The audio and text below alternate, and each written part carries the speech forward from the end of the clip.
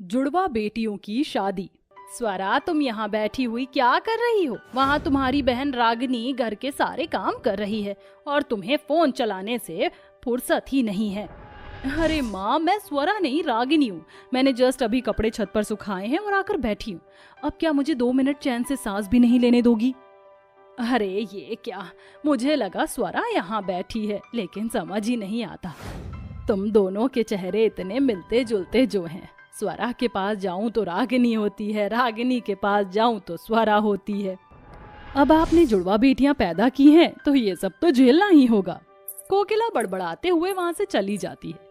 एक तरफ उसे इस बात की खुशी भी होती है तो दूसरी तरफ वह अपनी दोनों बेटियों से बहुत ज्यादा परेशान भी हो चुकी थी, क्योंकि उसकी एक बेटी इतनी ज्यादा शरीफ थी कि वह किसी से कुछ नहीं कहती थी, तो वहीं उसकी दूसरी बेटी बहुत ज्यादा चालाक थी और हमेशा उसको बेवकूफ बना दिया करती थी।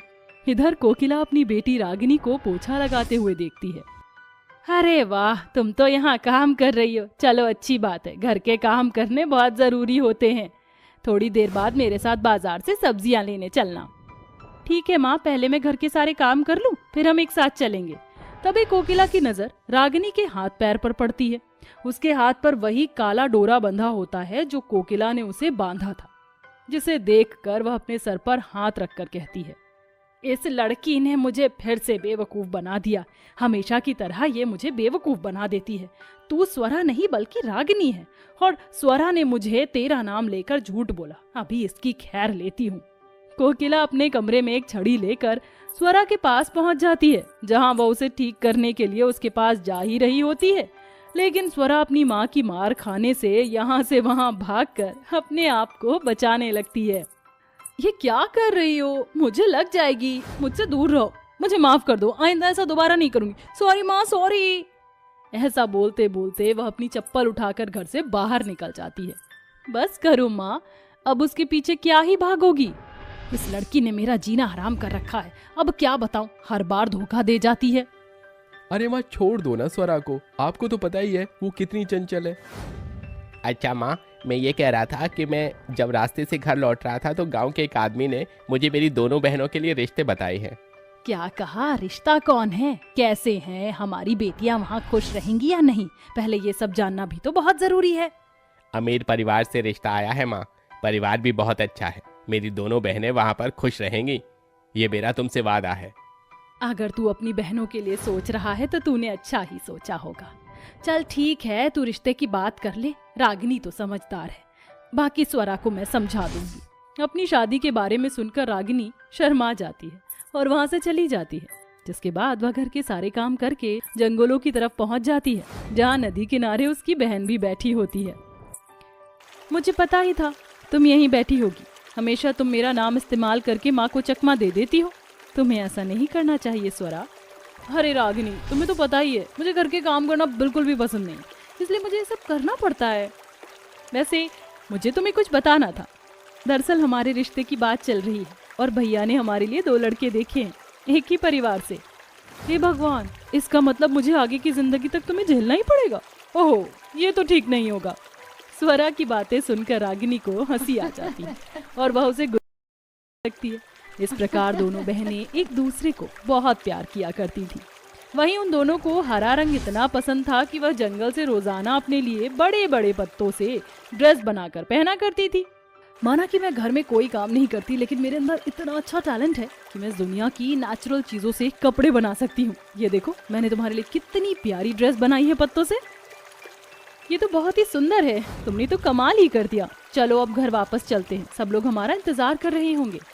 अपने पत्तों से बने हुए कपड़े पहनकर वो दोनों घर लौट आई हैं, जहां उनकी दोनों भाभियां उनसे कहती हैं, अरे आ गई सीता और गीता। अरे रूपाली, ये दोनों सीता और गीता नहीं, गीता और बबीता हैं। उड़ा लिया आप लोगों ने हमारा मजाक, या और भी कुछ बाकी रह गया है? अरे नंद जी, गुस्सा क्यों होती हो? हम दोनों तो मजाक ही कर रहे थे। अब क्या है ना, तुम दोनों जुड़वा बहनों को देखते ही मजाक करने का मन कर जाता है, तो हम दोनों कर लेती हैं। तुम बोलो तो हम वो भी ना करें। रूपाली की बात सुनकर स्वरा गुस्से से अपने कमरे में चली जाती है, जिसके बाद रागिनी को देखकर वह दोनों कहती हैं, रागिनी, तुम तो बिल्कुल जंगल की मोगली लग रही हो। क्या पहना है तुमने ये? आपको नहीं पता क्या, ये जंगल के पत्तों से बने हुए कपड़े हैं, अच्छे लग रहे हैं ना? इससे हमारी बॉडी को एक फ्रेश एयर मिलेगी। रागिनी की बात सुनते ही दोनों जोर जोर से हंसने लगती। ये देख रागिनी वहां से चली जाती है। ऐसे ही अब धीरे धीरे उन दोनों बहनों की शादी की रस्में शुरू हो जाती हैं। हल्दी वाले दिन वह दोनों बहनें जंगल में जाती हैं और जंगल से पीले पीले पत्ते और गहने के फूल तोड़ कर ले आती हैं, जिससे वह अपनी हल्दी की रस्म के लिए कपड़े बनाना शुरू करती हैं। हे भगवान, ये सब क्या चल रहा है? रागिनी, तुम तो समझदार हो, तुम स्वरा का साथ दे रही हो। कुछ दिनों बाद तुम्हारी शादी है और तुम यहाँ जंगल के पत्तों से कपड़े बना रही हो। अरे माँ, आपको तो पता ही है हमें हरे रंग से कितना प्यार है और हरियाली तो हमारे लिए बहुत मायने रखती है। बस इसलिए हम चाहते हैं कि हम अपनी शादी में इस हरियाली का खूब इस्तेमाल करें। लेकिन बेटियों, आजकल मार्केट में कितने प्यारे प्यारे सुंदर और हैवी लहंगे चल रहे हैं, तुम्हें ये पत्तों के कपड़े ही क्यों पहनने हैं? माँ, आप देखते जाओ, पूरी शादी में आपकी दोनों बेटियां ही अलग चमकेंगी और कोई दिखाई भी नहीं देगा। कोकिला अपनी दोनों बेटियों की ये बातें सुनकर हैरान रह जाती है, जिसके बाद वह बाकी के काम करने चली जाती है। वहीं रागिनी और स्वरा मिलकर पीले गेंदे के फूल और हरी पत्तियों से अच्छी अच्छी सुंदर ड्रेस बना लेती हैं और अपनी हल्दी की रस्म के लिए आकर बैठ जाती हैं। उनकी पत्तों वाली ड्रेस देखकर घर पर आए हुए मेहमान तो बहुत खुश होते हैं, लेकिन कुछ उनका मजाक उड़ाने लगते हैं, जिसके बाद भी उन दोनों बहनों को जरा भी फर्क नहीं पड़ता। अगली रस्म मेहंदी की रस्म है, चलो उसके लिए भी अपनी तैयारी आज से ही शुरू कर देते हैं।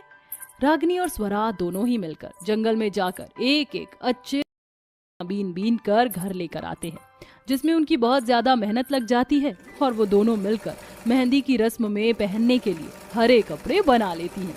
ये देख उन दोनों का पूरा परिवार उन्हें ऐसे कपड़े पहनने से मना तो करता है, लेकिन रोक नहीं पाता। अरे तुम दोनों लड़कियों ने तो हमारी नाक ही कटवा दी। इस तरह मोगली बनकर कोई बाहर कैसे जा सकता है? जरा सोचो तो सभी लोग क्या सोच रहे होंगे तुम दोनों के बारे में। हम जैसे भी हैं माँ, हम बिल्कुल बढ़िया हैं, और फिर इतने महंगे लहंगे लेकर इतनी महंगी ड्रेस पहनकर कोई फायदा नहीं। हमारे इन पत्तों की वजह से कितने सारे पैसे बचे होंगे, आप इसका अंदाजा भी नहीं लगा सकती।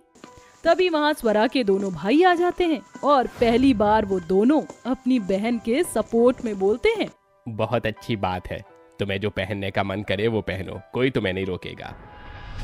ये तो कितना अच्छा टैलेंट है माँ, आप इसके लिए क्यों बेचारियों को डांट रही हो? ये दोनों जैसा चाहेंगे वैसा ही होगा, आप उसकी चिंता मत कीजिए। अपने भाइयों को अपना सपोर्ट लेते हुए देख वो दोनों जुड़वा बहनें बहुत खुश होती हैं।